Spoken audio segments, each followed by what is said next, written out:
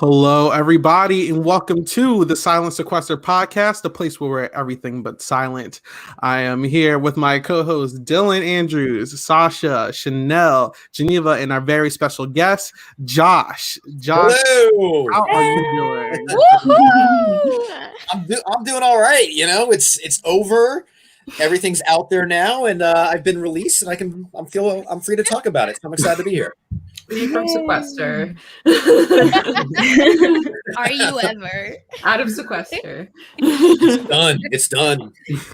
So real quick, Josh, I bet you're just begging to say anything you want now. So how did you feel after finally watching everything back?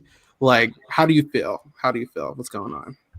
I felt good. You know, it was because I was reliving those last parts of my time there in my head and just thinking about it and going back to watching the Final Four again. I got emotional again. You know, it was an emotional experience for sure. I didn't think I was going to come into this game and cry. You know, you see people on these shows all the time. It's why are they being so emotional? Why are they being so personal about it?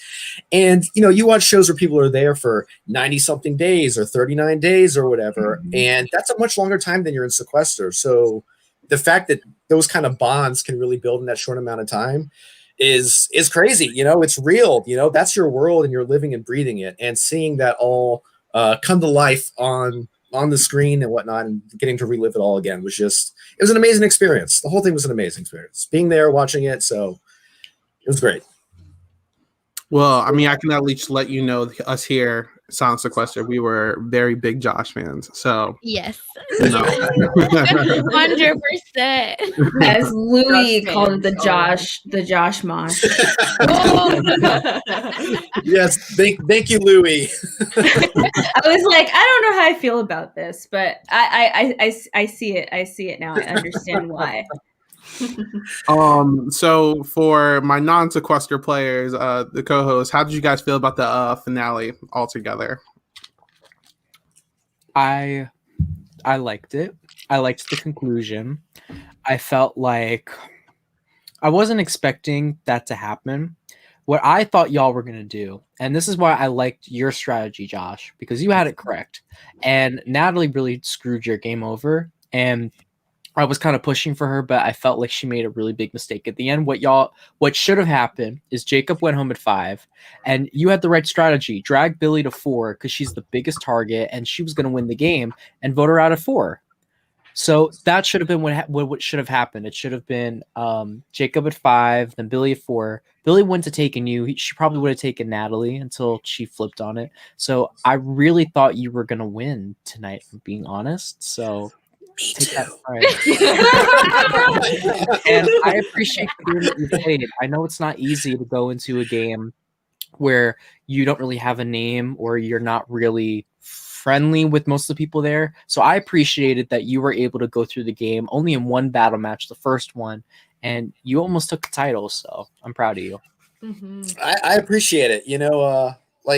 Once we took off those blindfolds and I saw that Spencer had beat out Jacob, in my head, I'm like, this is the Final Four I wanted. This is the optimal position that I wanted to be in coming into this end game. And I thought, this is my game to lose. And joke's on me, because Billy pulled that rabbit out of the hat and got Natalie to, not be selfish for 10 minutes. And that was enough for her to stitch it up. So, yeah. But is anyone surprised though? Because Billy. I don't understand it though. I don't understand why she had a change of heart randomly at 4. Yeah. I feel as cutthroat as Josh, where I was like, why, Natalie? You not taking her would have been also one of your big moves. So, girl. So I'm glad Billy won. That's, Billy and Josh were my, who I wanted to be in the final 2. Yeah. But, so I was obviously sad for you, Josh, but it was wild that it was because of a wheel. And that Billy was really able to turn Natalie's mind that quick. I didn't think 12 minutes, right? In all. I felt like I was watching a Jedi mind trick almost. I think we've seen this in Big Brother a little bit, where you see Dan or Derek or any of these other bigger players, they have this thing and it's like a mist, And I think that was the first time the entire season she tapped into that, and she figured out like her secret ability that she didn't know that she even had. And I was like, wow, like I was just like, I think she knew she had that because Yeah. I think after the jury round, she knew she had that mist. You know what I mean? Like she could convince a group of people to do something, you know, on her end. So she's like, I think I have this. I think she's always known that. Like she's just like a good, convincing talker. But like, yeah, no, go ahead, Sasha. It's Billy, you know, touching you because everyone on this season loves to hold hands, but like Billy really like reached over and she's like, "Listen, Natalie, with your mind, I'm like, almost like I don't know how do you hypnotize someone with like putting your hand on their shoulder, but she did it, man." And I want to say I'm so glad Billy won. For all you Billy haters.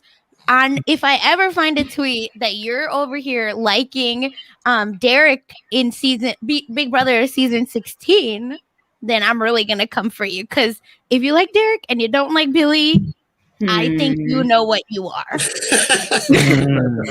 it is crazy how literally it went from Josh, vote Billy with me or I'll drag you. Also, I just thought your response was hilarious. You're like, okay. That was really funny. No, because okay, so I knew that I had to cut Billy going into that round. 100%. And you know, when Audrey said it was going to be 10 minutes, I was like 10 minutes, and I was like, can we get this done in like 5 or 2 minutes? Because the last thing I wanted was to give Billy enough time to work her magic, because she's demonstrated throughout the season that she is a social juggernaut. Period. Yeah. Like if you compare her to any social player in any social strategy game, she's right at the top of the list with the best. Period. And so, you know, so I was hoping to filibuster for a little bit. I was hoping to be like, hey, before we get into this, you know, let's just all like self-congratulate ourselves and, you know, job well done. We all made it, and just eat up the clock. Like if you watch me, like I'm looking at the clock a lot because I'm like trying to like, all right, when am I going to make my move? How much time do I have to eat up before I, you know, go for it? And then Natalie right out the gate, Josh, if you don't vote for Billy, I'm dragging you. And I'm like, not all right, Billy, hey, what about you? What do you got to say? Let's pivot from here. Honestly, like I think if like Natalie just like she put her foot on the neck, and if she just stayed there, I actually think that she would have been a little bit more successful. Yeah. But then honestly, when she got misses, she just like, and then she threw Spencer under the bus. I was like, oh, you threw everybody under the bus. Like, you know, no, like don't do that. You know, so she honestly, if she just stuck to what she was thinking, like I think she would have been a little bit more successful here. I'm starting to think that maybe sorry, that was the pickle. I'm starting to think did Natalie maybe think in her head, am I really gonna win? I think she probably has said it. I think said that and she was starting to talk about like how like she wanted to be in final 2 with Billy because Billy was playing like a cool social game and all this stuff, and then like Spencer's like, what are you doing? Like, what are you like? And so I think the challenge that Natalie had to face in the season was that I feel like a lot of people were underestimating her game or didn't really maybe see her game, and it really only seemed like Jacob saw her game. And so I think she probably started thinking in that moment, like after listening to Billy, like, you know, maybe I'm just gonna sacrifice my game here. I mean, from a personal standpoint, I would not go to a wheel. That would, you know, like I just feel like I would be too paranoid about that personally. I would just take the easy way and vote with the other people and hope not to get dragged and fight for myself. But I think, you know, it was very interesting because I feel like this is one of the few, I think, Final Fours where I've seen there was a lot of emotion that came into play with how people like argued their cases.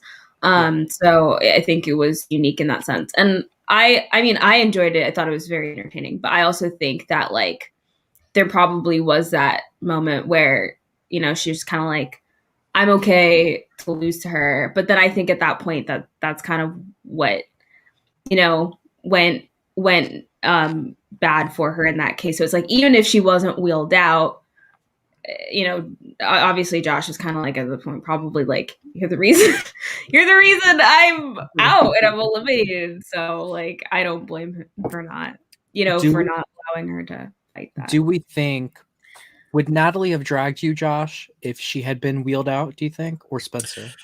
She said that so She said point blank that she kind of wished that the wheel had landed on her, so she could have dragged Spencer, and it would have been the me and Billy final 2. Yeah. Okay. Yeah. Oh wow. Because my understanding going into final 4 is that Spencer drags Natalie, Natalie drags Spencer, and then based on, Billy's going to be hurt if I successfully cut her, But at the end, postseason, she said that she wouldn't have cut me. She would have cut Spencer and Natalie. So Yeah, 100%. I think that's true. Yeah. Would you have won against Billy? Is my question. I don't think anyone. I mean, I'll never say that there's a 0% chance, but we're talking about the narrowest of windows in which I can get a win against Billy. It's I don't know. Spencer got some votes, so I mean, and not even that. I think, Josh, you just seeing what you did for the jury round when they had, I forget the name of the twist now, but how you were able to articulate your game. I do think that would have been better than Billy's, but I think Billy would have won regardless. Me too. But I do think that you would have done a better job. I feel like you could have gotten some votes. Yeah. Oh no, I think you would have definitely got more than 4. Spencer. Yeah. It's tough to say. Like, obviously, I think I would do really well against a Spencer, just being able to articulate my game. Really, it would boil down to can I successfully articulate my game? Yeah, because correct. I wasn't in the elimination ceremonies. I wasn't getting into the fights.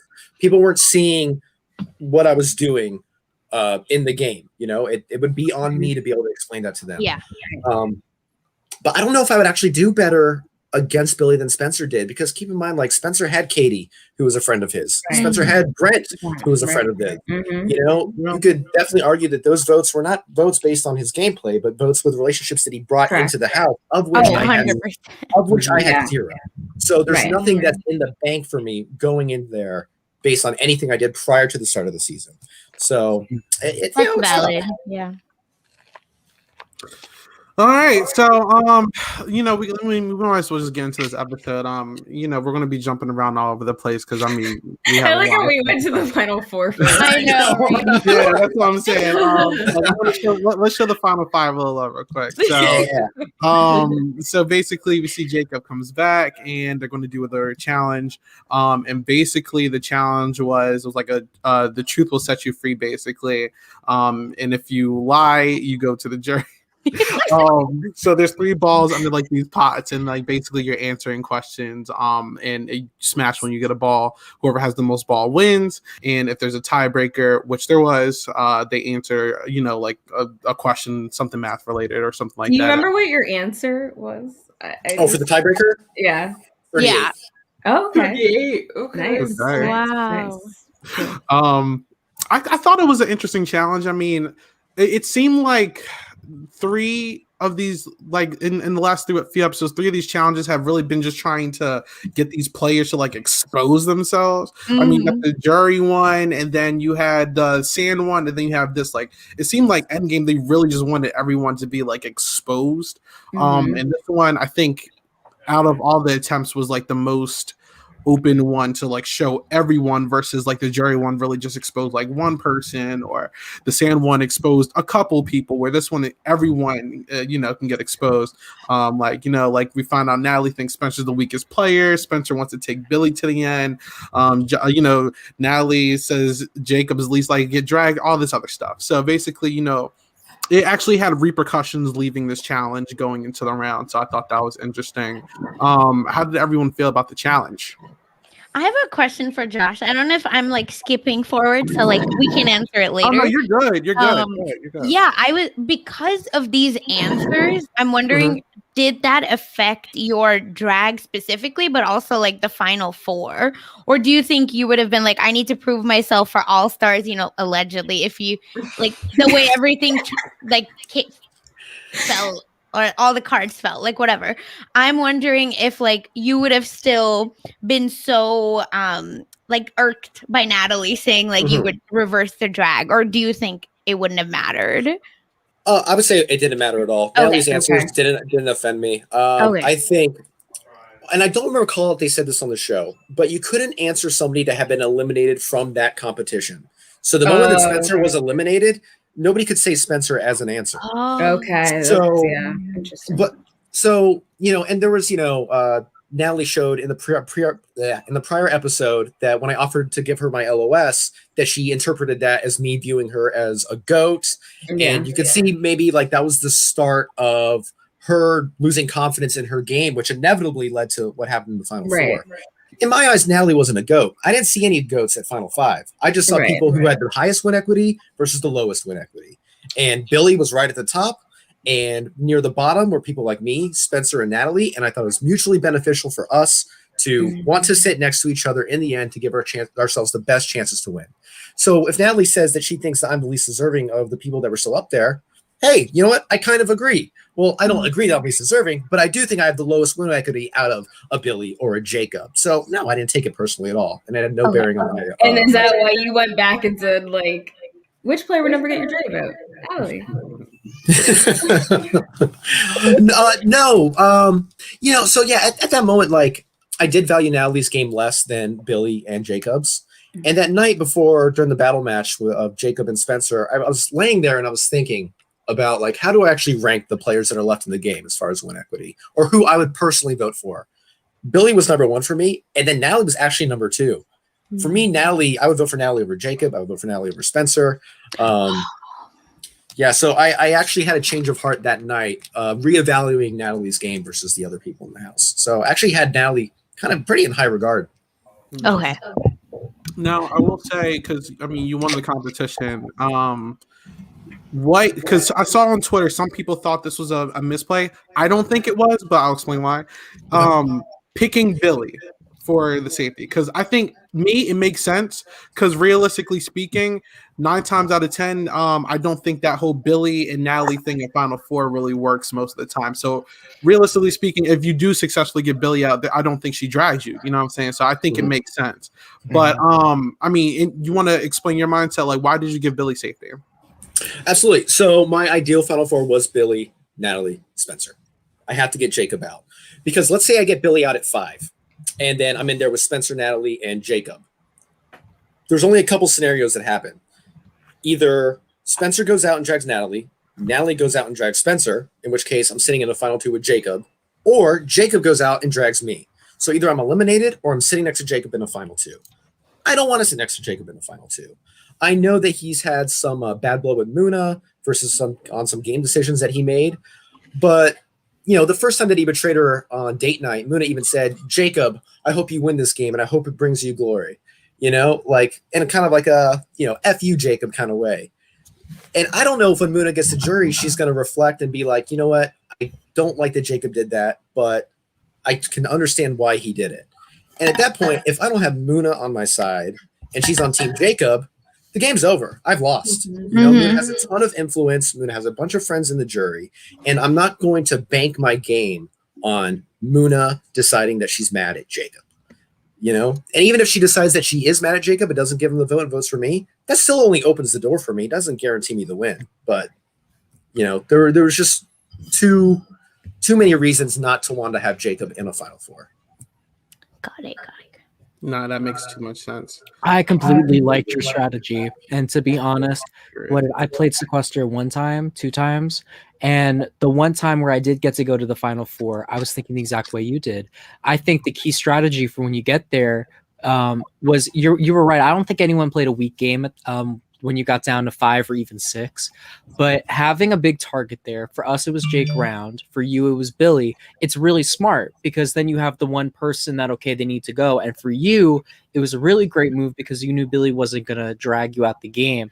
And season 5 players hopefully will take from your strategy. And it sucks that it didn't work out. I still don't understand why it didn't. It really, really should have. Like to be honest, when I think of games, there's only so much you can do, and it's kind of like driving a car. Being a great driver is great, but sometimes it's about how bad the other drivers are when you get into an accident. Like, you get what I'm saying? Right. Always buckle your seatbelt. You might not be the one crashing the car. So exactly. So yeah. And even Josh, I feel like you did the right thing at Final Four. If no one's coming for you, right? You be quiet, because they hopefully forget about you while they fight. But that wheel got you. Oh, it got me good. It got me good. I mean, the wheel were on good terms too. It's always great though when you're at a final four where you're in a position where either you don't have to talk or people are like, what do you want? Like, Right. how are you feeling in this situation? Just I don't know. I think honestly, I think both Final Fours that I've played, they were not like I think they weren't really that difficult. I think my only difficult situation was playing a Final Five as a Final Four in that one mini 6-5. So obviously that's kind of hard to navigate within, when the numbers are off and not equal. But yeah, I don't know. It's a crazy thing, the wheel. I think it's. Well, I was actually, in a sense, I was hoping to see a wheel, but not there, not at 4. Yeah, the wrong place for the wheel. I didn't want to see it at 4, but I wanted to see like a wheel somewhere in the game, but not there. We were so close so many times. Like there were so many like 3, 2, 1, 3, 2, 1, 1, 2, 2, 1. Like so many times that we could have gotten a tie. Like that close. That would have been now, after the whole challenge, right? Oh wait, Dylan, did you want to say something? What? Oh no, I was picking something out of my teeth. So basically, after the challenge, Billy and Josh are safe, and the only people up for elimination at this point is Jacob, Spencer, and Natalie. At this point of the game, I mean, like, there's so much you can do. There's not a lot of people left, so everyone's going to be talking to someone. Conversations are going to be interrupted. Everyone's going to, there's not much you can do. And the end consensus was basically Billy. I said Billy. Jacob, basically. I think Billy really wanted to do Natalie, but you convinced her to no, Jacob. Jacob's the right way. And I think this was the right call. Mm-hmm. I mean, if Jacob somehow makes it to the end, there's a chance there could be a bitter jury there, but Jacob honestly was you can't risk that. So it makes a lot of sense. So what I have for you is, how hard do you think it is at this point of the game with so little people it is to navigate? I don't think it's really that difficult, especially when you're the one that's safe, you're in the power broker position. Pretty much from the jump, once the round started, I said, Billy, I'd like to speak to you privately. We dip off, and Billy, we have a quick conversation, and Billy just says, listen, you gave me safety. That means the world to me. I'm going to vote whichever way you decide to go this round. I'm like, all right, cool. And once I got 2 votes on Jacob, that's pretty much it. Anybody who's afraid that they might go in, whether it be Spencer or Natalie, you have to vote Jacob because you can't risk it. So at that point, it's done. Jacob's going in. Mm-hmm. Yeah, and that's why this round was almost done, right? As soon as you and Billy went into the laundry room, to me, it almost didn't need any of the other stuff. I mean, it was nice to see actually everyone's strategy, but outside of that, right? It was so obvious that either Jacob or Spencer were going in. We see you didn't want Natalie going in, so it wasn't happening. So that was also an interesting space for you to be in, Josh, where you were able to really run the game in that way, and have that much again the power, be the power center again, which is why I felt your game was so obvious, but maybe it wasn't. Maybe it was more obvious to us as the viewers. Yeah, I guess it's just we got those confessionals, so we really got a good understanding for Josh's game. So when it didn't work out in the end, it was what? Why? But obviously that, but also that's because of chance. It wasn't even. I don't know. That's where it becomes difficult. But I think one thing I do remember was Josh is basically I'm sitting back here. People have to come to me at this point. I'm good till 4. I don't have much to do here at this point. But that tells you you were playing that good of a game where people had to come to you if they wanted to be safe. And I mean, that showed us, I guess we were able to see that really in the edit. And that's where I think, in a sense, too, I was very intrigued to see what you would have said at Final 2 if we got the opportunity to see that. And so that's the only thing that I wish kind of in a sense we had a Josh Billy Final 2, because I would have liked to see the arguments and the jury questioning that you would have gotten. Mm-hmm. Mm. Oh yeah, would have been a lot of fun. I mean, I spent all night thinking about, if I'm versus Natalie, what do I say? If I'm versus Spencer, what do I say?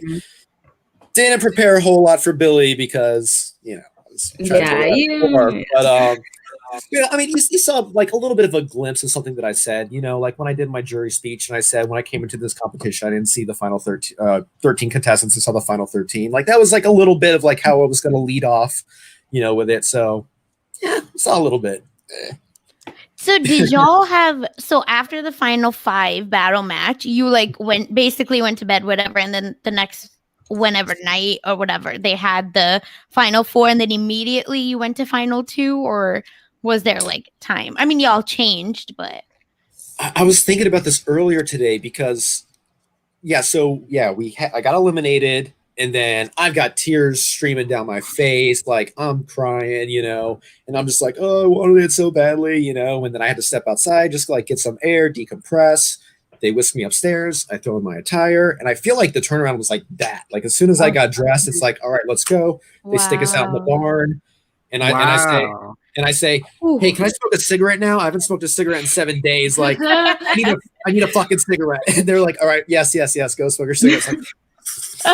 Like, oh my god! And then talk to Natalie, but real quick. Of course, she was heartbroken that she was eliminated as well, and we just try to console each other and make ourselves feel a little bit better, and then get our game faces on for the positivity of the season being over and a winner being crowned. Mm-hmm. That's real. Wow. That's crazy. We've been seeing this one thing during the season where, like, especially during the battle match ceremonies, where like you see the jury like whispering to each other. I doubt they let you guys, but did they let you guys like at least like talk before Spencer and Billy came out to the jury? It was super brief, quick hugs. Everybody looks at me and like, Josh, were you the killer? Were you the killer? We all think you're the killer. And I'm like, I wasn't the killer. And they were like, Josh isn't the killer. It's Billy. Billy was the killer. that was pretty much all the conversation I remember. And that's why I was wondering specifically if Shireen led with that, because literally everyone would probably come into the jury and be like, were you the killer? It's like, no. Do you know who the killer is? No. And so that's really funny to hear. Apparently that's exactly what happened. Yeah. And it's crazy Billy didn't lead with it. Like, I'm wondering, did she also just forget? Because it felt like probably years ago, even though I know the game was moving so quick and weak. But I would have forgotten. Dylan. How do you forget you're the killer? That's the best talking point. Maybe she was gonna save it for the end. I don't know. That's a possibility. I guess maybe it would have just depended on the questions that she was getting, and then I guess Shireen just gave the perfect like it's a lot to be fair. Yeah. It's like a lot. Like you're just like, oh, I got to talk about all these things. And by the way, I was the killer. Right? Oh my god. By the way. So real quick, let's close this out real quick. So basically, Jacob, he gets eliminated, obviously, and he's pulling Spencer into a battle match, and I mean that makes sense. Like you need to strengthen up your resume. You take out Spencer, you're officially the person with the most battle match wins in the house and all that. So I get it.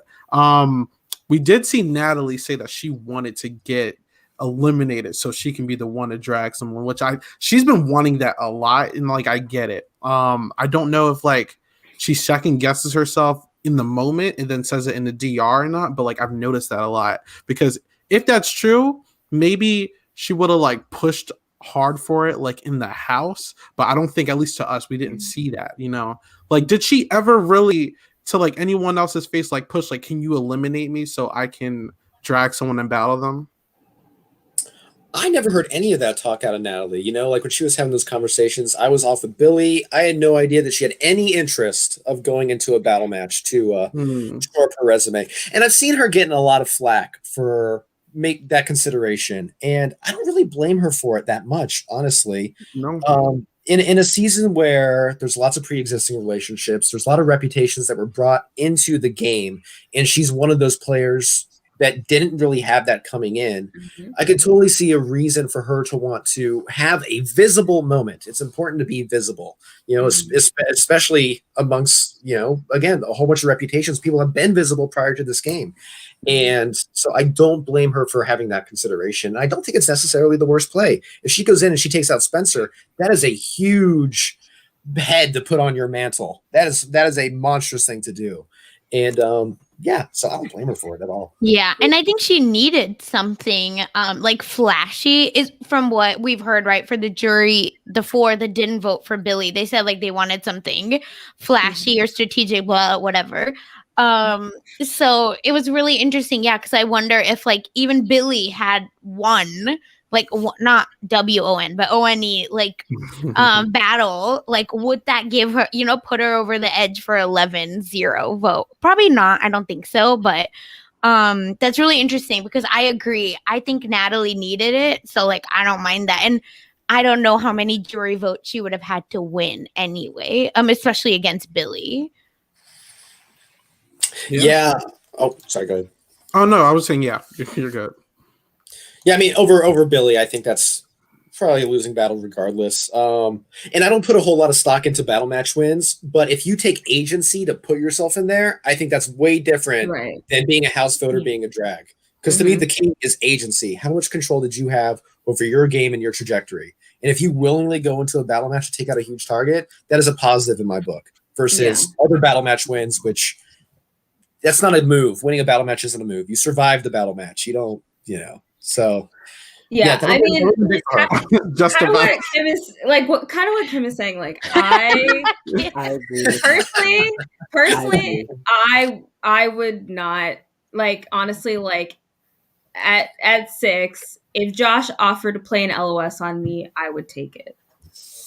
If I have a chance to go further and not risk like cutting my game short, I would take it. But I do understand. I think Natalie just had this challenge where people weren't really taking her game seriously in comparison to other people. Exactly. I completely get why she was trying to do it. But I guess like on a personal level, I'm like, well, I probably wouldn't do it because I'd be like, I'm just trying to get myself further in the game. And if I have somebody who's willing to take me further in the game, I could be like, well, my social game with Josh or something got him to willingly play an LOS on me. I don't know, something like that in the final 2, you could say. And so I think personally, like I would not, I would take advantage of people wanting to bring me further, but I can understand why she felt a bit challenged because she really wanted to show like this is something that I did and this is a big move that I made, because I think even with the moves that she tried to make, a lot of them weren't fully executed because of the whole challenge of battle matches not really affecting votes and not really sending people. So yeah, and I also want to say it was a confidence issue for her. Like I definitely only talking about her. If it were me, would I do it? No, I would be every night sitting and wondering, okay, how do I play this? Like how do I say, oh, I was never in, I never went in, I only went in once. Josh tried to play his LOS on me, but thankfully we didn't need it, blah blah blah. Look how great I'm at social game. Like that would be what I would say. But like I think for her, that's just not where her brain was. So that's why I think that she, for herself and her journey, needed it. But like, is that necessary? And like for Kim, also like a player like Kim doesn't need it either. Like you're also so good at articulating your game. But like that's what I don't know. Maybe Natalie would have been good at articulating. I agree that she had a story to tell, but I don't know if she herself necessarily was there yet. And maybe she would have been after that final 4, because I felt like we saw a different side of her. So maybe after that final 4 she would have been, but at final 5 I didn't see that. I didn't see that confidence. She needed confidence. Jimmy Pink said it best tonight. Our friend, she said that. Oh no, it wasn't Jimmy that said it. It was Dustin that said it. He said that how can we like award you or reward you for what you've done if you don't even have confidence in yourself? And I feel like Natalie's downfall was really that she just never had confidence in herself. I always thought that watching it, I thought Natalie was underrated. Like when we did the rating, I was always like, maybe push Natalie up a bit. Like Natalie's setting herself up pretty good. Like I thought Natalie was doing a good job, and I think ultimately what it is there's such an emphasis on like being visible and like making big moves or whatever. Like to be honest with you, I'm a bigger fan of people that are able to set themselves upright and get themselves through the game more so than just somebody doing one big flashy move. Because I don't feel like Sequester is really set up for that. I know that like that is kind of the name of the game, is like making big moves, but it's just I don't feel like this game you can really do that, because how many times did they vote somebody and then it just doesn't work out because you got the battle, you know? It's really all about keeping yourself, it's about self-preservation, because there's so much shit going on all the time. You got to make sure that at the end of the twist, you're going to survive, you know? Well, I think that's what's different with like the live version and the mini, and especially with season 4, is like season 3, you voted somebody out, they would go, you know, especially the jury, like they would go and then they would have to pick people, you know, that would battle match each other. So like there was actually an impact with some of the votes. But like with this, it was like you would vote someone, but it doesn't mean that they'll go. You might have to battle match them. So I think that was like definitely a serious challenge. But like in minis, it's easier to claim moves because when you vote somebody out, they go. So I think, you know, it's, and even especially within the jury stage, it's like there are less people that can claim certain moves or certain votes. So that's the point where you're able to say like, I orchestrated this move to get this person out. And I think that was the one thing that I think Jacob really like honed in on in his jury questioning, especially to like Spencer, and did with Billy as well. Like there wasn't a lot of specificity in what the specific game moves they were making and like what those big moves were. And like for me, I think that was what was weird, just because like I'm so used to being like, you know, people can say like, I did this move to get this person out. I did this move to get this person out. This is what I did. But it was more like, you know, small little things here and there is what led to something happening. Exactly. And that's why I felt it was very important for Billy to express what she did, because she basically had 2 rounds where she put up her own nominees. And not many people even got the chance to really you know, run their own narrative or however they wanted the game to go. So I felt like, you know, arguably those are big moves that should have been, I think, mentioned a bit more, but I'm glad that at least got brought up. I will add to, because I think a lot of people try to compare it to like Jessica from last season, and like I was with that at first, but I really kind of changed that, because I think the difference between the two of them is that Jessica like was playing from the bottom and try to work her way up, where it seemed like after like the first 2, maybe 3 rounds, like Jessica was in almost a power position for like a majority of the season, and just like a lot of people didn't understand that.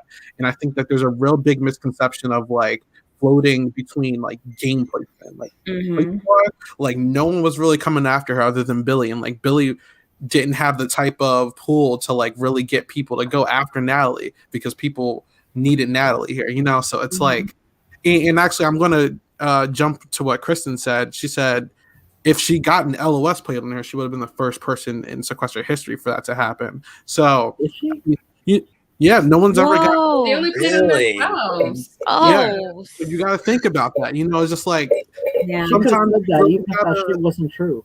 Yeah, true.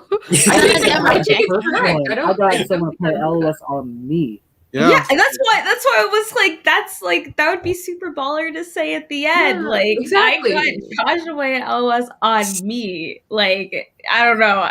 That's what I would. That's a big move right there. Also, we need to talk about her jury speech during that round. Like, oh my she had one of the best ones. Like, you know, Josh, Natalie, and Billy's were like, and Muna's were like my favorite, but Natalie's really stood out to me because she laid out her game really well. And people don't talk about that enough. Like, she's like, this is what I'm doing in the game. This is why I want to do this. Like, Josh, yours was really surprising to me, too, because you were like, here's the point, blah, blah, blah. You were like, fair, whatever. And so was Natalie. Like, the 2 of yours, I was like, wow, that's really, really good. Like, I all these things that, you know, I've seen but haven't correlated together until you guys just, like, laid it down. Like, not as well as, like, because, you know, Muna and Billy are good at talking and whatever, but yours were, like, what we're used to, like, in a mini, which is actual game moves and actual, you know, tact, you know what I mean? So I was, like, super surprised, and that's what I was expecting from, you know, from the players to give. So no one talks about Natalie's, which was actually very good. And I think we talked about it in the episode that had happened when we were like, we were very surprised by Natalie's. It was very good. So I think that final four, I'm telling you, like, did correctly what it needed to do for her. It's just a bummer it worked out in the way that it did, but I really feel that she was able to not change, but like something like moved in All her. right, here's my question, right? And this is for you. And this is for you, Josh.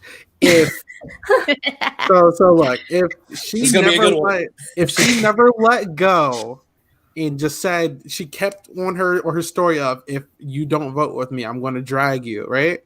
Mm-hmm. And then you said like tell me your mindset. What were you going to do? Like straight up, because I think Spencer probably would have jumped on that bandwagon too. Maybe, I don't know. What do you think? Like, what is your mind? Like, what do you think you would have did if she didn't give into what Billy was saying and she kept with that narrative of, hey, if you don't vote Billy with me, I'm dragging you?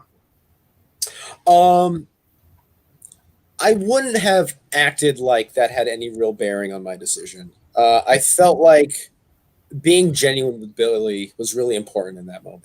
As far as what I was thinking and why I felt like I had to cut her. So like I'm definitely still voting Billy there, but I wasn't going to play it off disingenuously like, sorry, I have to do it. Because ultimately I think if I was real with Billy, then she would understand where I was coming from ultimately, and that would be rewarded by not being dragged. So yeah, I just had to, but my reaction would have been exactly the same as far as me explaining how I feel like I've worked so hard and why I feel like I need to cut Billy. And she seemed like she responded very well to it. Like she's like, I understand. Like I get why you did what you had to do. So I think you definitely took the right approach there instead of being like, oh well, I don't know, but this might be super hard. And you're like, no, I will not win against you. Yeah, and I need you to know that. This is why I need to vote you out. I'm sorry, like. And that's what got Spencer, I think, really like riding with you, because I don't know. We don't know. I guess we can ask Spencer, but right, he said Billy was his final two, in the pot smashing thing right before, and then all of a sudden he wanted to vote Billy out. I think he should, but what was it like? What changed his mind, right? And I'm assuming it was you, articulating, but. I'm assuming Spencer's a liar in that pot smashing round. Yeah. but then in his confessional, he was saying like, I don't want them to know that Billy's my final two. Okay. Right. So then that's where it's like, what happened? So it must. I don't know. Tell us now. Yeah. That's where you at. Wherever you are. But like, yeah, maybe Josh, you could have had a huge influence. I don't know. Just never know. I was another thing was I was confused because I thought Natalie had the right attempt, but then when things started going south and the target started going on, I think it was Spencer, right? Like the target started going on Spencer. I was expecting, like, I know you eventually said that I will drag you if you don't vote with me the second round, after the first initial votes were up, but I was expecting someone else to like throw the threat of a drag. Right. The first round too, because like I know at least when I think it was because Billy discounted that idea. Billy was like, like I could just easily say let's all vote you, Natalie. So let's not do this whole like threat and drag thing. So I think that just seemed to disappear or something. Like, wait, real quick, everybody's name was on the wheel, right? No. That's Josh and Natalie. It's basically the people who can't come to a consensus are being punished. Yeah. It's happened to me. Like I played in mini before, and I got a final four, and then I got threatened. I'm like, okay, and then I did the wheel, and I got out. So like, I feel your pain. I know. But I talk about the wheel anymore. Like I just Like how does everyone Josh feel? have PTSD from wheel. Well, the one thing though I want to say that I didn't say earlier in RGP is I think the only time I think you should suggest like voting somebody else is like when you're the target. So like if Natalie was being told like we're voting for you, then that's the point where you're like, hey, so and so, can you vote? Let's vote together and vote this person.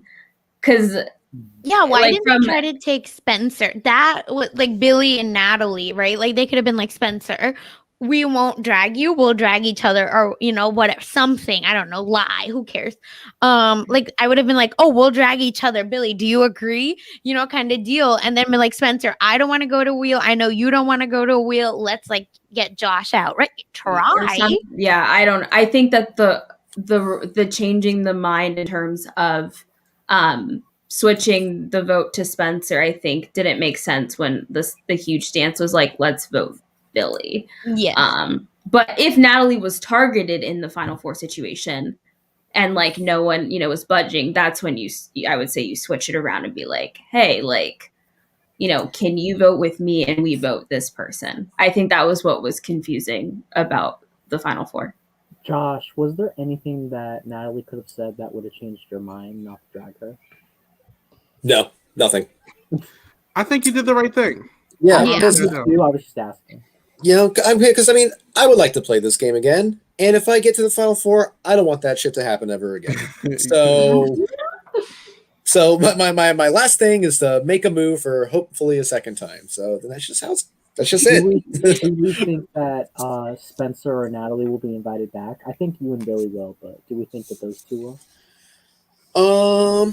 I have no idea. I'm not gonna comment on people's all-star prospects. Well, I know that you can't, but I know that you can't. But the other podcasters, do you think? Oh, gotcha. Oh, us? Oh. Oh. I'm not gonna comment on people's no running. I don't feel comfortable in commenting. I honestly don't know because, like, to be fair, like, I don't know what Audrey is looking for in an all-star in the end, so I don't want to speculate or whatever who I think it would be. I agree, Brent. Josh for all-stars. Yeah. No, 100%. I think that this season we will see Billy again. I think we'll see Josh again, and I think Brent for ratings, right? I wouldn't be surprised if I see Brent no again. shade, Brent, but I think that they're probably going to do Jacob and Muna, and I think you would be the. I wouldn't be. See, the thing about that, I don't think Muna would come back. That's what I'm thinking. You think Muna's going to play? I think she's going to get the invite, but like she's in a different country now and everything. I don't know if she really. Okay, you're right. I don't know. I mean, granted, that's like success in her. Yeah, with all her so I don't know. So I think that's probably more of her focus now. Yeah. But, Kim has wheel PTSD just like me and Josh. The reason why I think we won't see Natalie and Spencer again, even though I don't really have a problem with either of them, in all actuality, kind of. But I feel like Spencer kind of fits in the same archetype Jake Brown does, and I feel like Jake Brown's a better pick. I also feel like Natalie kind of fits in the same archetype as Jessica, and I feel like Jessica's a better pick. So I feel like they won't get invited back. That's just my opinion, and I don't hate either of y'all. You know, I shit on Spencer a lot. I don't know you personally. I don't know you like that, but I just don't see those two being the priority when when the four that I mentioned are like much more obvious picks. Just in my opinion. No, the only thing I'll say, sorry, Chanel, go ahead. No, I'm just saying no, fair enough. Oh, yeah. The only thing I'll say for Spencer is that he's polarizing. So that brings in conversation and that brings in views. Mm-hmm. So that's the only. You think she right? I don't know. Again, she got so much backlash for casting him. I don't know. But to address what Joseph said, yes, that is Muna was last minute. And it was a very interesting story, but I think that I think she was the best last minute addition that you could get on the season. So I'm really happy that she ended up making it out. I know that she had to like basically do like a week's worth of work super fast and quickly so that she could go. Because normally she had to give more advance notice from her job. So wait. Muna was a last minute replacement? Please don't tell me that. Yeah. I thought you. I did not know that. Yeah, so No, go ahead, Josh. I was going to say, Muna was originally cast back in March, and then I forget the details, but then she had to back out. Oh, okay, it was a scheduling conflict. It had to do with. I was like, oh my god. it had to do with the like her whole like move and when the timing of that, so she wasn't going to be able to do it. But then gotcha. Because I was like, that is a player that you need. Like, you know what real I mean? quick before we get into the finale, like the questioning segment. We've had this question a lot on here, and I'm glad I can finally ask this. Why didn't you guys make a luxury row group? Yes. Okay. Yeah. For me, as someone who got a power from luxury row, I didn't want to talk about luxury row. You know, I want to talk about the people that I thought were necessary, which was Natalie. If you recall back in episode 4, I believe I said, hey, let's just keep throwing Spencer in. That way we can minimize the people that are aware of luxury row. The more people that know about it, the worse for us. If people know that we've been there, they're going to target us regardless of whether or not we have a power. So I just want to keep conversation at a minimum because I never wanted to have to lie and say, no, I didn't get anything because I didn't know if I would be able to sell that lie. So you didn't watch enough YouTube videos about lying. Exactly. More YouTube videos about lying. Yeah. Also, you could be used against you too, right? Yeah. Like, throw you all under the bus. Like, we all went here. Like, we could all have this thing. So I can see why you wouldn't want to expose that. Keep it hush hush. Also, and you know, one person, like if a Marcelo would have been there, I think he would have been like, I don't have anything, but all of them do, period. Right. That's what's going on. Well, the one thing I was really shocked about was that one episode where people were like, we noticed Josh has something. He might have an LOS. And then it just never came up again. Oh my gosh, that was frustrating. No, okay, real quick. Okay, yeah, so what was it? It was when Brent and Spencer were tethered together. And they're going around and throwing out everybody's name. But the name that they're consistently saying over and over again is let's vote Josh and Jacob. So when people are like, maybe we should throw our votes in case they play an LOS. I'm like, no, this is so cut and dry. Like if they play an LOS, the name that they're saying right now is mine and Jacob's. Y'all don't have to worry about throwing your votes or anything because they play an LOS. I'm the one that's going in. Yeah. So let's just vote for them. It's super easy. There's no risk to any of y'all. Like, let's knock off this throw the votes thing when you couldn't be more safe right now. So that's why my frustration came out. And I guess it was interpreted as, oh, Josh has an LOS. He's not worried about it.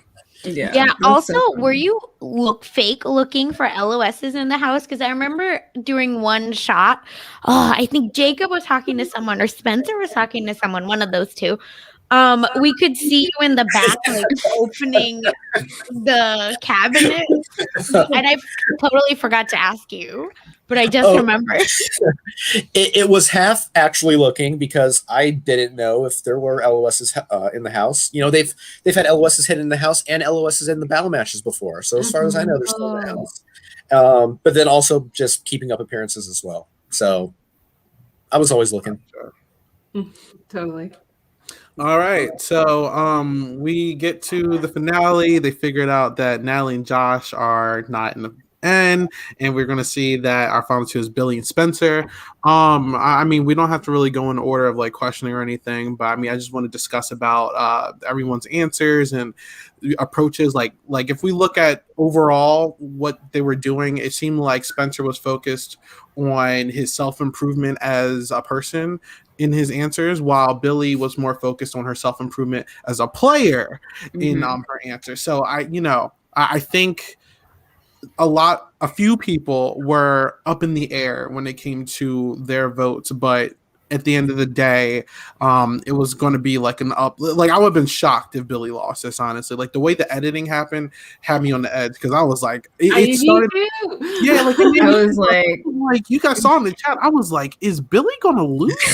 Yeah, I was very confused. Oh my god. At final five, I think I tweeted Shireen liked it, so I got really stressed out. But thankfully she was liking it as like a haha. But I think I even said is Billy gonna lose? Is that what you're telling me?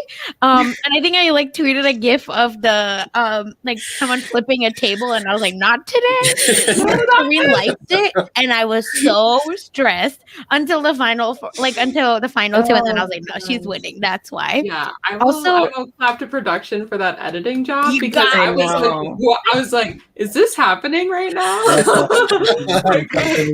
was like, what the fuck is going on? Yeah. I was like, oh, this is looking close. And then when they showed the votes like at the end, I was like, oh, okay, they just omitted like half of these votes. So like, It'd be a reverse Marcelo picture where he's the only person standing up. Okay. So I Jordan, really was. Brendan- The votes I was wondering about was Jay West and Brendan. Those two. See, were the ones I was yeah. wondering about. I was gonna say Brent just said him, Jordan, Brendan, and Jacob were all on the fence. So Oh, yeah. interesting. How did Interesting. Brent, how did you, so Brent put in the chat that he knew there weren't any LOSs in the house, but I need to know how. yeah, how did you know found that? them all season? Like these are Or the did you obvious, just right? Intuition? deduce that there were none because people were looking for them and they didn't look like, I don't know, they were Valid. successful? I don't know. The moment people stopped looking, I would have just assumed that like someone has it. Yeah, That's the first round. I'd have been like they're already found by now. But Yeah. There was this one moment where somebody found a sock in the fireplace. It was Billy. Billy found a sock in the fireplace, and Billy was convinced that sock was used to hide the light. So she was saying like, somebody has the LOS in this house. Somebody has it. I found a sock in the fireplace. Why did they show that? That's so funny. Yeah, and so there's always just this sock laying there. It's like, that's where the LOS was. Somebody took it out of that sock. So we were all convinced that there was an LOS in the house. I thought you were gonna say well. something about a sock being the LOS, and I was like, That's why I thought you were going to say Yeah. Dobby is a free elf. Well, all right. Here's a good question then. As viewers and players, I mean, anyone can answer this. Do we prefer seeing LOSs handed to the eliminated players by random, like luxury row, or do we have them like the Survivor style where it's hidden inside the house? Like, what do we? The first one. Yeah. I like this The new only format. issue is Jay West. Like in his season, he found it like that. Like it was just a lighting thing on the pool. Exactly. And then someone found another one, and it was off camera because like they got it real fast, and I guess the cameraman didn't find it. So it's like, I don't know. I'm half and half. I about mean, it. I'm an idol finder, so like I don't mind finding idols or things like LOSs personally. But I mean, I do like the approach of how it was handled this season. And I know Brent had specifically said that he searched high and low and hadn't heard of anything, and he knew Audrey had said in an interview that she hated hiding them in the house. And he knew that last season she put them in the battle match. And Audrey also hated hiding them in the house because she doesn't want them to be like Survivor, where, yeah, so I guess that, yeah, understandable. You want to keep the game a bit different. But I did like the idea of luxury row. I thought that was But idols a nice being difference. hidden, Yeah. in my opinion, like that shit has ruined Survivor because you got people, no shade to Rick Devens fans or Ben fans if there are any, but those guys were able to literally have like 10 rounds of safety or whatever the fuck it was, and it wasn't because they were smart players or because they were in danger or anything. It was literally because they were better at hide and seek or I spy than the other contestants. Well, and like climbing and being crazy, right? Like I Yeah. think men are statistically, I can't remember, someone, yeah, like ridiculously high amount at finding I said LOSs, immunity idols, but I want to know, even for LOSs, like how many women have found them? Huh. Right.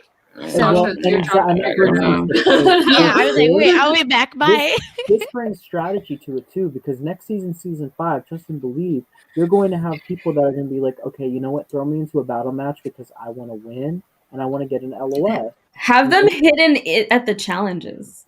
Wait, Yeah, or that's yo, you know? See, so wait, Muna and Oh yeah, Erica. Erica Oh are my like the God, only not ones me that I can forgetting remember Erica. getting LOSs, right? Am I tripping about that? Oh yeah, that's what I thought. Erica Erica did. didn't win. Yeah, I mean, she won it by winning the battle match, but not finding it. No, but like finding it. I was Krista had one in season 2. Oh, okay. Yeah. Interesting. Wow. No, not Krista. Okay. Yeah. No, season 2. I remember watching season 2 and being like, I swear everyone and their freaking mom has an LOS in this thing. Like they were just freaking everywhere. It was like, oh, I found one. I'm gonna pull one out of my shorts. I had one behind my hat. Like Actually, I was like, everyone has one. What is happening? go ahead real quick. I'm sorry. No, I was just gonna say, like, that made me start thinking about. I still wonder, what if 2 LOSs were played at Final 6? Like, I just, oh my gosh, this season, like, I really kind of wanted Josh's LOS to be played and Muna's LOS to be played, because I think that would have been a chaotic mess, but I would have loved it. See, here's a question, Josh, because I think we saw more of the struggle during season 3 with like the light and everything on the LOS. Yes, So what did you do to hide it? Like, did yours light up? Okay, so I had a black sock and I wrapped it around it. No problem at all. The problem with my LOS in particular is that it kept turning off, which, I mean, the light wouldn't shine through anyways. But a fun thing is that during elimination ceremonies, especially at night, production would be like, we're going to do a screen test. And they would take random players into the shed to like take a picture of them. But that was all a smoke screen for them to take me back there and turn on my LOS again. So like every single night they'd be like, Brendan, we need you for a screen test, and now we need Jacob and Josh. And then I get back. Josh pulled out. I'd be like, and then I'd stick it back in my pocket and shove it back in. So we did that like four nights in a row. Brent, let me know the answer. I want to know the answer. Yeah, I was really excited for the potential. I also know that Muna, for the most part, hid her LOS in her suitcase. That's what she told me. Okay. Oh yeah. Why for me, does it matter if it's on or off? Like, that's what I want to know for production. I understand in that moment, but couldn't you like be like, okay, hold on, pause, turn it on, okay, play it again? It's less dramatic, Sasha. Real emotion show. No, I meant like just this part, right? Like placing it onto the tray part, you can reshoot. Everything else, we can say like, oh, it was upside down. Wow. Josh, Chat wants to know what Brent's talking about. Yeah. What's Brent talking about? So at Final 6, if both LOSs were played, what would have happened in that scenario? It is my understanding that Jacob would get to pick from one of the 3 safe players to pull into a battle match. Okay, cool. Really? That makes sense. Interesting though. But wouldn't the LOS be played and then now they're free again? So like, God. Wait, what would have happened? Jacob would get to pick from one of the 3 people that were safe to pull into the battle match. So me, Billy, or Spencer. oh, Okay, so I guess in essence it wasn't like they were really fully safe. What is your plan? You should tell us your plan. Brent, what's the job? Yeah, Brent, do you want to come? Yeah, Brent's like, I'm not on the podcast, but Brent, he's trying. We want to hear your master plan, Josh, according to Brent. Yeah. So the plan was, let's say Muna doesn't play her LOS for the vote. Let's say she conserves it and somehow her and Billy vote for Jacob. Right. And then Jacob goes to pick Muna. Muna plays her LOS. Now Jacob has to pick Natalie. At that point, I say, Jacob, I'll cut a deal with you. I know you don't want to go up against Natalie, and I don't want you to go up against Natalie either.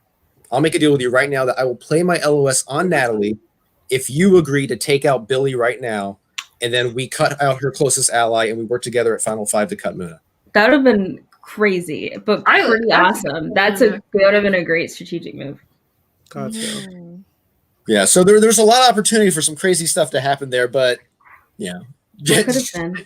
Jacob pick That's Muna. I don't understand during your vote. You know, always this should, again, just like the other seasons, this should be a thing when you're going to go play in season 5.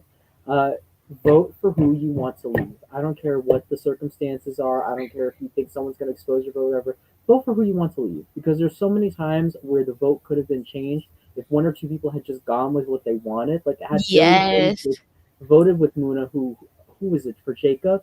Jacob would have had the most votes to begin with. So it's just, don't know. I'm sick of it. It low key makes me want to apply for the show just to get these people to fuck up. I'm probably not gonna, but Oh, you heard it here first. Dylan for season 5, everyone. I would be sleeping the whole time. I would be so tired. I'm fucking tired right now. So with this final two, right? I mean, obviously we can get into Billy's game in a second, but with Spencer, overall, do you think there's anything he really could have did, guys, to really grab more votes? Like, I'm surprised he got the amount of votes he did. Do you think he could have got more? Mm-hmm. Personally, no. Personally, no. I think he should have started playing his social game sooner, and I think that's really what cost him. Also, I would have said Brendan. Actually, Brendan's vote maybe, but that's max. I also think that like if he were like he would have had to like come up with like a serious strategic like claim of some vote that he orchestrated or something. But I for me personally, from what I saw with the game and how the edit was portrayed, was he got voted out multiple times. He won those battle matches. He did win 4, but like, and he did vote out Billy. But like, other than that, like, like in terms of the social strategy aspect of the game, like he did have his growth, but like I don't know, like, he had his growth, but his start strategic was bad. claim. Yeah, and I think that's the real thing. bad. Like, it was real would have bad. been such a big middle finger to the Sequester community if he would have won. And that's no shade, Spencer, but I really think that if Spencer would have won this season, after all the conversations that we've had about racism and I'm not saying that you're racist, Spencer, I'm not, but like all the conversations that have been had about like gender and about race and all that stuff. If Spencer would have went on to win this season after all of the stuff that has gone on throughout the season where people have talked about the microaggressions and they talked about his previous tweets, I think it would have just been such a middle finger to everyone. So I think that Billy deserved it 100%. Like no matter who she was sitting next to, she played the best game in my opinion, and she was my winner pick from the beginning. But I think had Spencer won, it just would have been such a bad message, Not even that. Exactly. Yeah, I'm not trying to say he's terrible, but yeah. And Billy did the work to tell him, right? Like, exactly. So to me, it's almost like we're giving Spencer so much credit, and it's fine. Like, I do want to say, like, I believe that Spencer changed. Like, he really took the back seat after date night, as he talked about also. But like, it was really that like lent that olive branch, and really, at least from what we saw, it felt like Billy was like, "Hey, I want to work with you, but here's how," right? Like misting him again. And then he's like calling her like my favorite player, whatever, all this stuff. I don't mind losing to her. That confessional could have been shot after. Maybe he lost, but I've been thinking that as well. Yeah. Honestly, totally. You're sitting next to Billy, who played like, to me, Billy's like top tier winner. I love Kim, and I feel like Kim would be right under, but I feel like Billy's played like the best game in. Well, her game was pretty flawless in most rounds, except some of the votes, and I can see why she voted the way she did. But for the most part, she wasn't voted for. She wasn't dragged into everything. People were literally throwing votes for her, like even in the final 4. Like, I will say she had a lot of rounds where it was like thin ice, like especially that one round where she voted for herself. Very scary. But it was thin ice, but she recovered well and was able to. So as Dylan was talking about the slap in the face, I think it'd also be a slap in the face for this Sequester community if it's like, I played a flawless game, and then this person who had such a terrible start and then turned it around just at the end, just so he could get by basically like kind of playing with big players like Billy and whatever and Muna and stuff and Jacob, and going with what they wanted to, and then getting himself there. It doesn't it doesn't make sense to me. Like, that's not the best game in my eyes. Yeah, and to quickly of like, okay, social and strategic game does not mean shit in this game. The only thing that matters is a battle match. That's the precedent it'd be setting. Which is crazy. Crazy. And I mean, like, battle matches are a component of Sequester. I can't even talk. Sequester, but the social strategy is very important. Jury management is very important. how you talk to and treat people in the game is very important. And I feel like Billy winning was clearly important because you're rewarding the person who played the game from start to finish very well, not the person who started in the middle of the game, like trying to, adapt to that gameplay. Also, I guess something to keep in mind too is, the rough points for Billy in the game, she adapted really well to them and was able to recover despite losing her closest allies that kept going out round by round by round. And that's why we were worried about her position. But she formed new allies and became really close. She already had that relationship developing with Josh, but she also had Spencer, and even the person she was at odds with, from the beginning. And we were wondering about the whole, why are they showing us this final 6 in the edit and nothing's happening at final 6? The culmination of the edit is that Natalie was there for Billy in the end, even though they were supposedly coming for each other. I think that the person who deserved the win won. And I just felt like I get why there was more of weight put on battle matches this season, because they were more prevalent than the strategic game moves, because people weren't actually getting successfully voted out and eliminated and leaving. But the strategy is important. The social game is important. And I think we shouldn't, forget about that. And that's where I'm just that's why Billy's game is so much stronger to me. But I do appreciate he owned up, he humbled himself, he apologized for his actions. I think that's important, because I've seen games where people don't do that and they literally I'm not sorry for what I did, and they don't learn from it. So now, I mean, we're very I'm sorry, we're very lucky right now because we have 2 jury members here. So I mean, I will ask you, Josh, and I'm actually going to ask Brent since he's on the comments as well. So I'm curious, as we're talking about Spencer and Billy's game. I mean, I think the general consensus is that Billy really would have took it against possibly anyone, but other than yourself, let's go to Spencer. Do you think Spencer, after seeing how many votes he got against Billy, how does Spencer do against a Jacob or a Natalie? Do you guys think that you would have voted? What way do you guys think that you guys would have voted if it was against one of those two? So I'm voting for Jacob or Natalie in both of those scenarios. Okay. I think that Jacob also went in 4 battle matches, and let's say he won that. But I feel like Jacob, when he targeted Muna, he was sloppy about it. Mm-hmm. It wasn't the cleanest hit for sure, but it was the result of him taking a big swing at somebody who had a really good shot at winning the game. It wasn't due to a social blunder, and he wasn't making the same mistakes, whether it was a twist that really screwed him or whatever it was. Spencer was having a really rough go in the early stages, You put the pressure on him and you don't know what he's going to do. Natalie, she only went into 1 battle match. I have to give it to her. And that's really why I placed her so highly, in my tier list of who I would vote for. Mm-hmm. Really, I don't place a lot of value into battle matches. So put it into an analogy. Geneva, let's say you take a test, right? And you get a B on your test. Mm-hmm. And then Dylan takes a test and he fails it. And the teacher, being a nice person, says, "Hey, Dylan, I'm going to I'll give you another shot. I'll give you a retest." And Dylan gets an A on that test. Is that fair that Dylan gets an A on the test when it took him 2 tries, when you get a B when you never failed it in the first place? If anything, Dylan deserves half credit. I give Spencer half credit for winning those battle matches. I give Billy full credit every single round because she never failed that test, not even once. And for that reason, it ranks her way above anybody else sitting next to her in a final 2. Exactly. I love that. Oh, and then Brent's response was he votes for messier players. So Billy played way too clean of a game for Brent's liking, and ultimately that is why Wait, Spencer I would address that really quick. So Kim, the reason why I would put Billy above you as far as the game is, I've played with you before, Kim, and I know how good your social game is in the games we played together. But if I was to only go based on the Sequester, she just had 0 bumps in her road.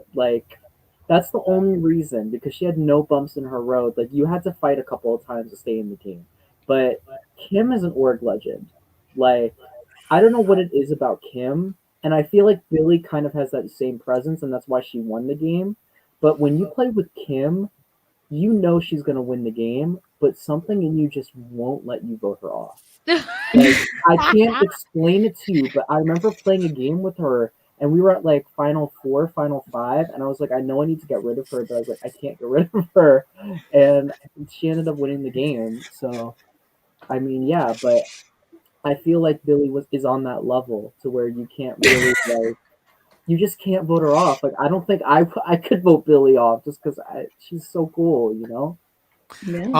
Now I will say there was actually a comment Jacob made during his speech where he was saying that I need to see you guys turn it up, especially you, Spencer. And that made me think about it because, and this is like to Billy's game. I think Billy had a lot of support going into there, right? And I think you can tell with like the questions that the jury members, like Rachel and Muna and Sharita a little bit, they were just like trying to like tell her, hey, you're doing fine, but you need to start speaking about this a little bit more so you can like crank it up a notch so we can, know that we want to vote you. So I thought that was interesting as well. Basically, Billy's she went in with like the whole loyalty shtick that she was going into, and like I do think that her brand is loyalty to the people, like like Josh and Muna, like the people who she really means it to. I think a lot of people are like mistaking, like, oh, she preaches loyalty, she means loyalty to everyone, and it's like, no, she's loyal to her allies. Like, you got to get that there, So I get it. I thought it was cool. Yeah, totally. Why do you guys think that if just circling back to Jacob's question where he was like, you need to amp it up, like tell me more, like he was really pushing it. Why do you guys think he was really pushing that? Any thoughts on that? I just think they weren't giving a lot of specificity. Yeah. And for me, even as a viewer and as someone who literally likes to say, I orchestrated this move to vote this person out. I successfully got this person out. I played this advantage to do this. Like the fact that it was kind of like, oh, I planted some seeds and this is what happened. Or like, I won these challenges. That's basically what was happening. And so like, I think like Jacob knew there was more that could come out of their answers, but it was like the jury kind of had to pull that out of them to get those answers. And that's, I think, what the challenge was. But I also think that was a challenge with this season in particular. Yeah. Where like even if you would orchestrate a successful move to get somebody out of the game, it didn't necessarily mean anything because they weren't being eliminated because they would win a battle match. So I think that was the issue with that. Yeah, and I will say, like, I definitely felt like both of them didn't articulate their games well. Like, Spencer did such a 180 that I really felt like he just went like super passive, super like, I'm not talking. And then like Billy, I think, had all the right ingredients, but the dish didn't work out necessarily. But I think it worked. It was fine in the end. But like, yeah, I found myself getting a little bored, honestly. Like the jury members speaking was a lot more fun for me than like the actual answers. I agree with that. And I know people are talking about. We say that? Oh, sorry, I didn't. Oh, no. I was just going to quickly say, I know people are saying it in the comments, and I think part of it, too, was like Jacob really saw Spencer's game, and he worked closely with Spencer, and so he really wanted Spencer to articulate his game so that Spencer would get more respect and more votes. So I do agree with that, and I think that was a huge part of it. But, yeah, go ahead, Dylan. What I was going to say, and this is no shade to Audrey, but I remember back when the online Sequester, like the ones where they were on the computer, the week-long ones going on. Yes, the .0s. I was doing recaps for those shows, and I was talking shit about people, and people were trying to use me to like push information so that people in the game would be targeted. But I remember Bill Methling called me randomly, and he had to do a jury speech. And he told me, Dylan, can you help me with my jury speech? Because Audrey's telling me that I have to do a good jury speech to get on All Stars. And and I will never forget that shit because I thought it was so funny. And I'm not saying that Audrey tells them to pump it up so that they get on All Stars. And even if she did, I don't think there's a problem with it. But I feel like some of them were in the back of their mind thinking, okay, I need to have a really good jury speech so I can get invited back to this shit. But to be honest, the only person I really was impressed by their jury speech was Brendan. I thought that shit was really funny and really clever. Oh, I also want to mention that Brennan actually got that from a mini. It actually happened Really? during the pandemic. Yeah, Maggie actually used that question in a mini. He actually tweeted about it too. Shout out to Maggie. So that's where I was like, when I saw it at first, I was like, this seems so familiar, and I know this, and I was like, oh, that's I've exactly heard that because question so many times. Oh, then I'm taking, never mind, Brendan. Yeah. No, but I mean, I think it was Sorry. great that he utilized it, because I think it's always great to see like how do people perceive their own games, and then Jacob was like, neither of you raised your hand when when my name was said, so that's interesting. But also, what do y'all think? Like, I don't know if we're gonna go through each question, but with Brendan, like I thought it was interesting. I still don't know where I land. Like, do I like it? Do I not like it? It was different. I'll say that. But it was really. But what I do want to know is like, what was the intended outcome, or what do y'all think? Or rather, was the intended outcome for that question? Because it was weird. Actually, so I've asked that question before, because in one of the minis I was in, I just thought it was like a really interesting question, and I don't know what the person asking me was looking for. But what I'm looking for when I'm asking the question is, I want to see how confident each player is, because I want to see if they want to own that they think they should win. Basically, I don't even care if they say that I don't even care if they say that they have my vote or whatever. I just want to see like that they know they want to win, right? Gotcha. So like, you know what I mean? So it's like when you saw Billy doing hers, she was putting her hand up for the majority, and Spencer wasn't, and I think that maybe that pulled him, because he's like, well, she knows she's got this in the bag, so like whatever. Or maybe he's just interested to see who thought they had his vote, which I think was just Billy.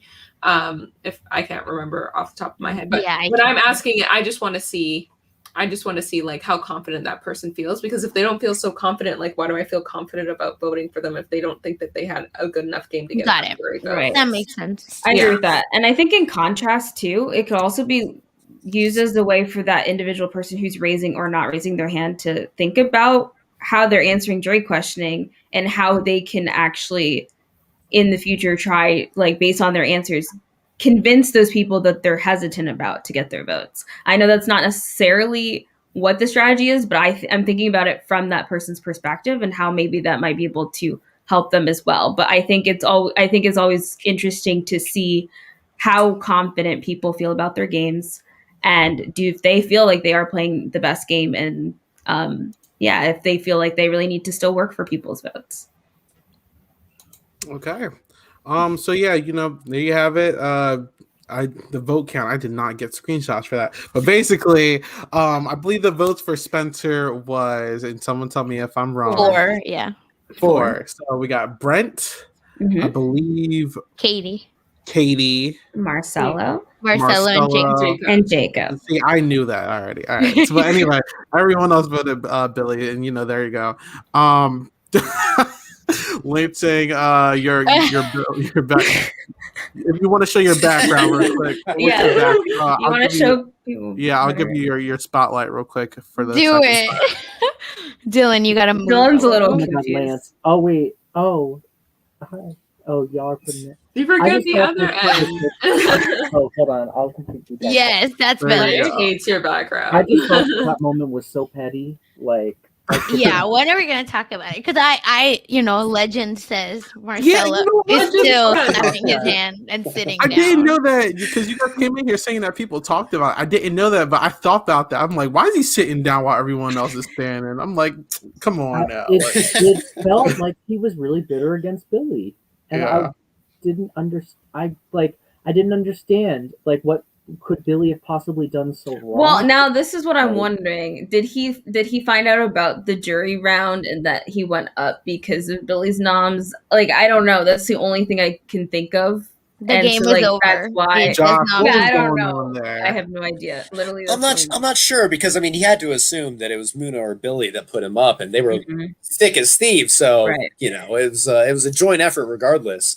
But and especially in his exit interviews, he was saying that if he had beaten Jacob in that battle match, that he was fully on Team Billy and Muna moving forward.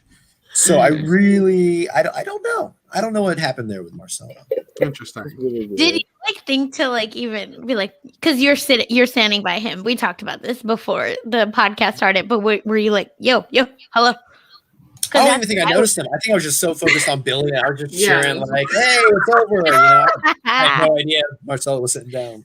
Oh, that's hilarious. Full on shade, and yeah, I'm very curious. There is shade here, but I don't care for Marcelo. No, that was salty as hell. Like, you needed some fries with that salt, because it was the delusion throughout the series, and then it was the delusion throughout the final episode. It's just such a shitty thing to do, to just be like, I'm just gonna sit while you for your winning moment. Like, it's just so shitty. Especially during date night when you were telling Billy you're running the game. Everyone thinks you're yes. So what do you mean? Like, oh my god, it was so frustrating. Like, it's literally a joke because he is saying all this stuff, but then saying, Spencer, you have my vote. Like, what? Just to spite Rachel? Like, it's wild what he did. But what was really disrespectful, not only the sitting down, but to me, it's a middle finger to everybody when you come to an elimination where you could be picked for the battle, you don't have safety, and you're wearing flip-flops. Yeah. You're wearing flip-flops. To me, that's not the flip-flops. I would have picked him for the battle, even if he was an ally, just because I'd be like, why are you wearing I would pick him because he's wearing flip-flops. I would 100% I would. Are you 100% pick him. Be like, I'm very curious because we're supposed to be interviewing the final five. By the way, if no one else knew that, we're interviewing everybody, so you're going to see Josh again eventually. I can't wait to talk to Jacob because I'm very curious if they're still friends, because they went in there, they seem very close, and then I listened to the RHAP interview with Marcelo. Oh, real quick plug. Geneva was on that. Go watch that. Yeah. I listened to Marcelo's interview, and I don't know. The vibe felt like they weren't cool anymore. I see the eyeballs, but I'm just saying. I don't know if they're cool anymore. So I'm very curious to ask them. I mean, I don't know too many details. I just know that I think a lot happened for him emotionally in that game, Marcelo. So I don't really know if he left with the most positive experience. So I mean, I'm not really sure what happened specifically in that time leading up to maybe the final jury and what's happened post game, but that might be influence on why we've seen either that sort of response on RHEP or him sitting there. I don't know. The only thing I can think of was, did he want to maybe be a meme? I'm not sure, but I doubt he had that going on in his mind. I mean, yeah, that was his brand. Because even his jury question was, "What's the most disloyal move you made?" Playing the game. What? I was loyal to me. Period. Right? Or what about when he said the same thing? He said the thing again where he's like, "Oh, you are a boy, whether you turn to a man." Yeah. No, he didn't even say man. He said an adult. A lot of his confessionals, he's like, "Oh, Josh came to play the game. Oh, Natalie came to play the game." I'm like, yeah, Brent's right. He really did think he was running the game. Yeah. Oh my god, there was one moment where I think it was Josh talked to him. And he was like, we're running this game. And Josh is like, no, you're not. It made me laugh so hard. I don't remember what it was. He said, pack your bag.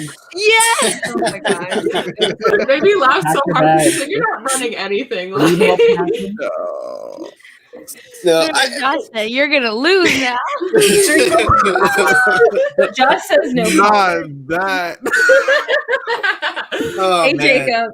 He knows exactly what it is. Like, it made me laugh. We brought it up when it happened in the episode because I was like, "Oh my god, that stood out to me so much" because I was dying. No, Josh like standing like this against the pole. Just good luck, man. Good luck.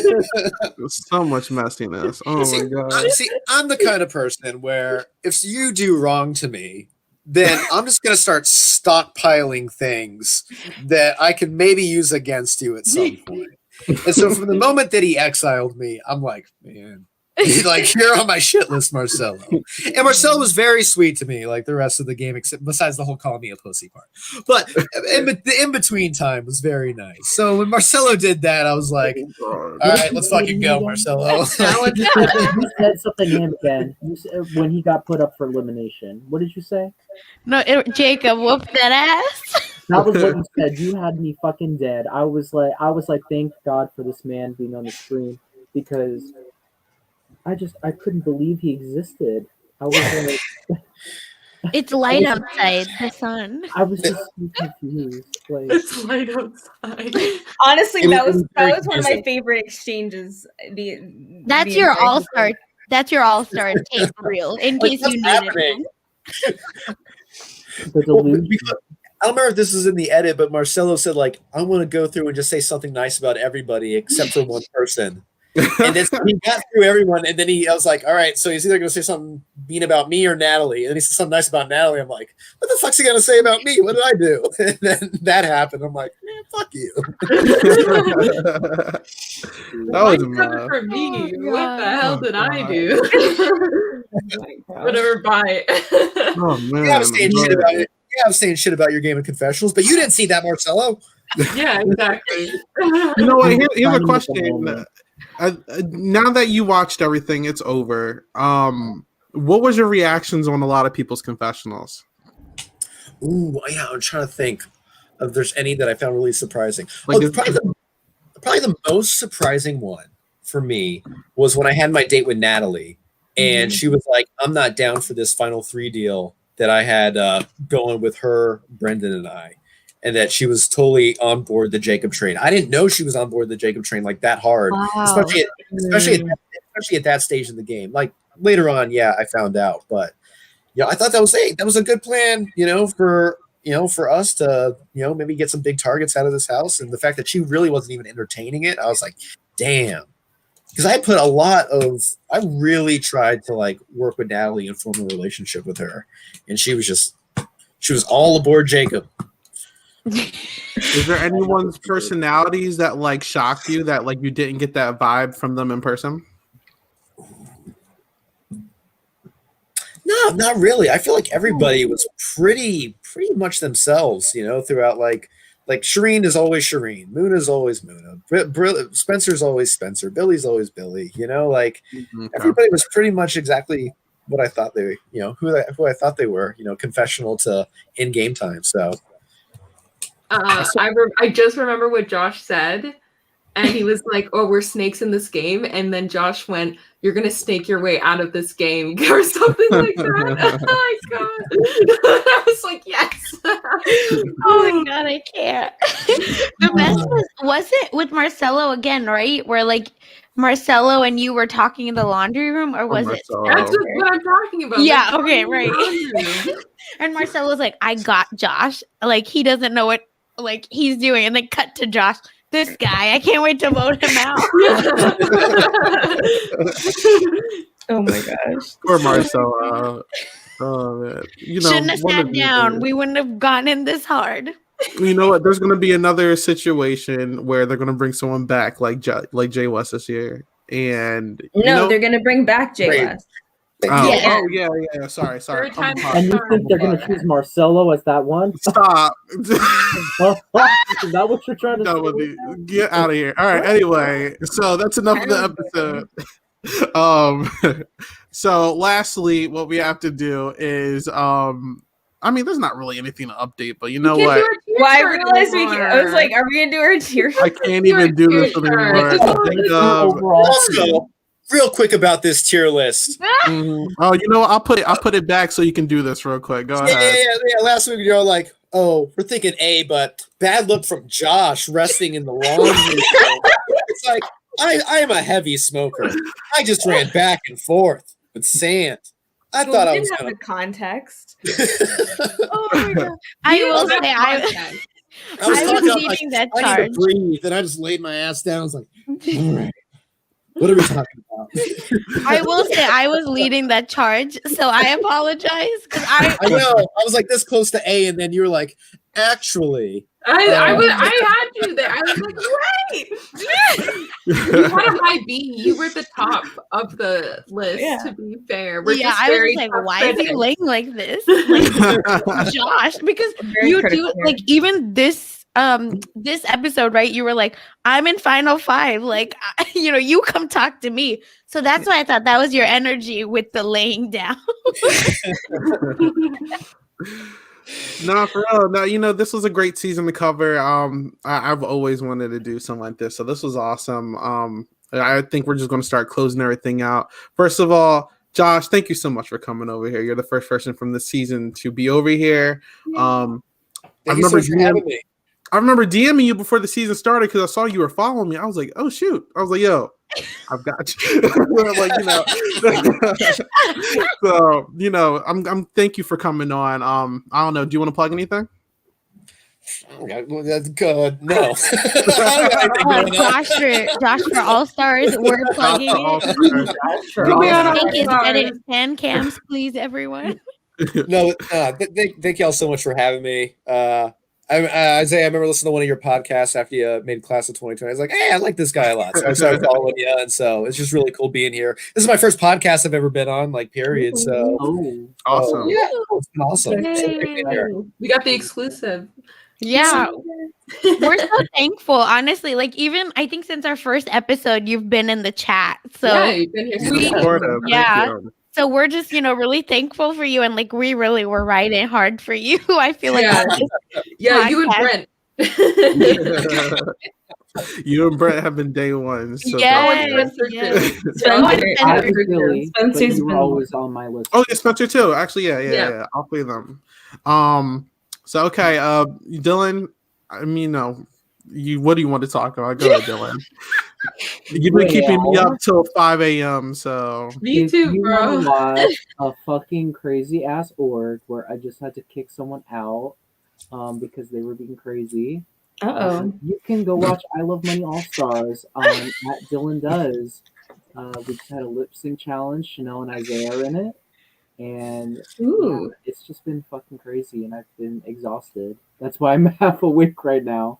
Other than that, I don't know. I feel like I'm gonna start doing Twitch streams because Chanel said she's making coin off of it. So yeah, follow me at all that shit. So real quick, because we're gonna move on to Chanel for Black History Month. She was like on the front of Twitch. She was on the front of Amazon. She got posted on the Twitter account. So I mean, you want to talk about that?